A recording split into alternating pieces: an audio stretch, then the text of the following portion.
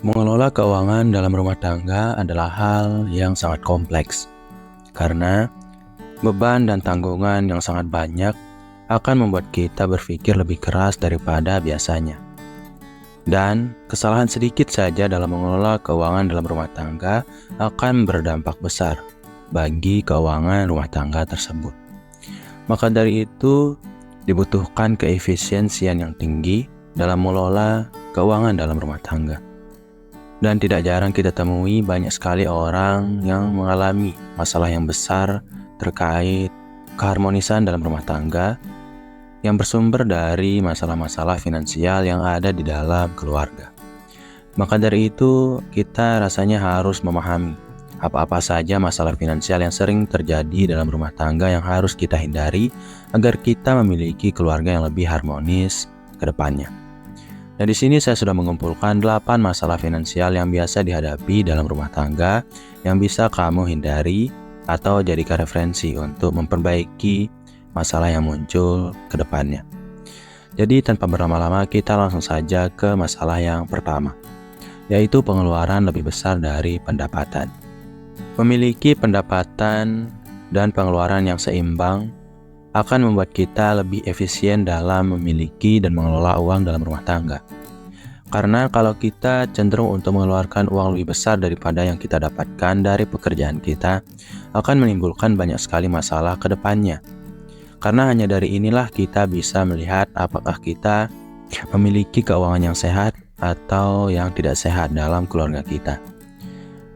Dan tidak sedikit dari keluarga dan rumah tangga di luar sana yang menerapkan gaya hidup yang terlalu tinggi hanya karena lingkungan sekitar memiliki kehidupan yang elit atau yang kaya. Maka tidak sedikit keluarga di luar sana yang hidup melebihi kapasitas keuangannya, yang mana sampai pada akhirnya membuat dia mengeluarkan uang terlalu besar atau lebih besar daripada yang didapatkannya. Kemudian, masalah yang kedua adalah hutang kartu kredit. Masalah hutang kartu kredit ini biasa dihadapi cukup besar bagi ibu-ibu rumah tangga dan keluarga yang tidak mengontrol pengeluarannya, yang sampai pada akhirnya tiba-tiba mereka kaget kenapa hutang dari kartu kredit begitu besar di akhir, yang padahal mereka hanya berbelanja setiap hari dan menggunakan uang yang mereka rasa penting untuk keperluan-keperluan yang mereka anggap harus dilakukan agar lebih bahagia, yang padahal itu membuat hutang kartu kredit mereka membengkak, yang mana akan membuat mereka mendapatkan hutang yang sangat besar dari kartu kredit tersebut dan bunga yang meningkat. Maka jangan heran jika kamu menemukan sebuah keluarga yang bisa sampai porak-poranda di dalam, selalu bertengkar setiap ada kesempatan. Itu biasanya terjadi karena hutang yang terlalu besar atau pengeluaran yang lebih besar dari pendapatan atau penggunaan kartu kredit yang terlalu melampaui batas. Kemudian masalah finansial yang biasa dihadapi dalam rumah tangga yang ketiga adalah biaya pendidikan anak. Yang terjadi biasanya kita selalu ingin menempatkan anak atau keturunan kita di tempat-tempat yang terbaik untuk menuntut ilmu. Dan sayangnya kadang ini menjadi masalah baru dalam urusan finansial yang kita miliki.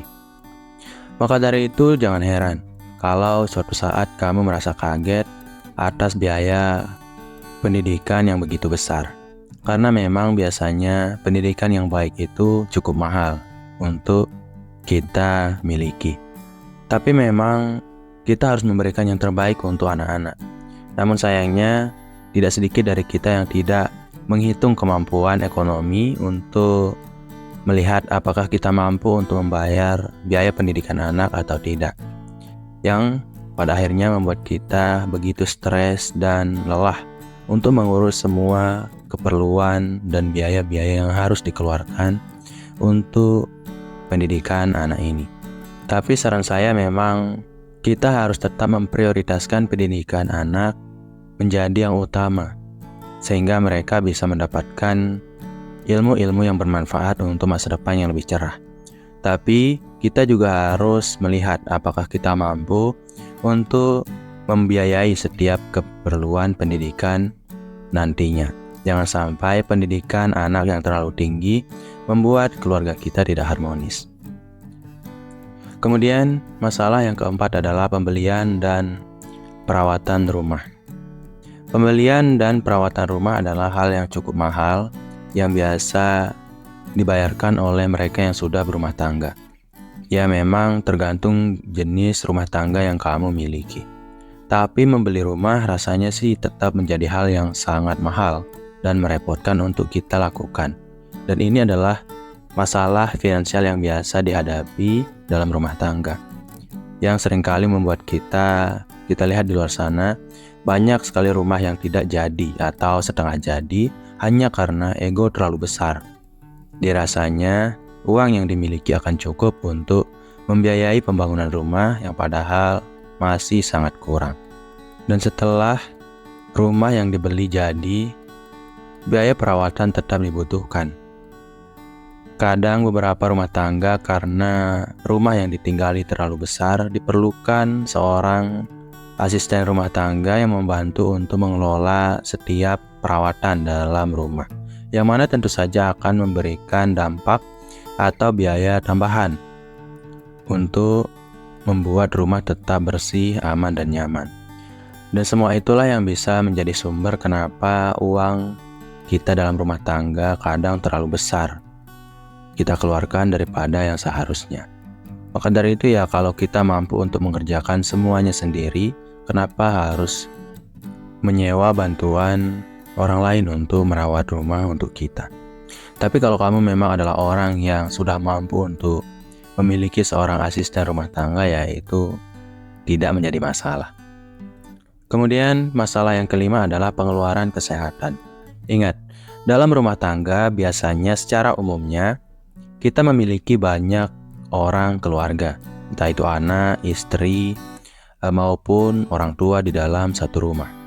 Dan tidak sedikit setiap rumah tangga atau setiap keluarga hanya dibiayai dari satu sumber penghasilan, yang tentu saja satu sumber penghasilan itu kadang pas-pasan untuk mengurus atau memenuhi kebutuhan dasar dari setiap anggota keluarga. Coba kamu pikirkan, sebuah keluarga atau rumah tangga mendapatkan pemerluan kebutuhannya dari satu sumber pendapatan, dan suatu saat, dan bahkan tidak jarang, keluarga tersebut mengalami kesehatan yang memburuk atau beberapa anggota keluarga mengalami sakit. Apa yang akan terjadi? Tentu saja keluarga tersebut akan kebingungan, akan merasa bahwa ini adalah pengeluaran yang terlalu besar dari yang biasa mereka lakukan, yang mana pada akhirnya akan membuat mereka kebingungan dan stres dalam hal finansial. Maka dari itu sangat penting untuk memiliki lebih dari satu sumber penghasilan dalam sebuah keluarga. Dan juga sangat penting untuk memiliki dana darurat dan asuransi kesehatan. Sehingga nanti kalau ada anggota keluarga yang sakit, keuangan akan tetap stabil seperti biasanya karena ada asuransi yang membantu.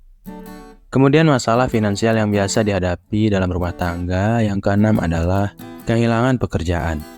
Seperti yang kita katakan tadi, tidak sedikit keluarga di luar sana yang hanya mengandalkan satu sumber penghasilan yang biasa dilakukan atau yang dimiliki oleh kepala rumah tangga.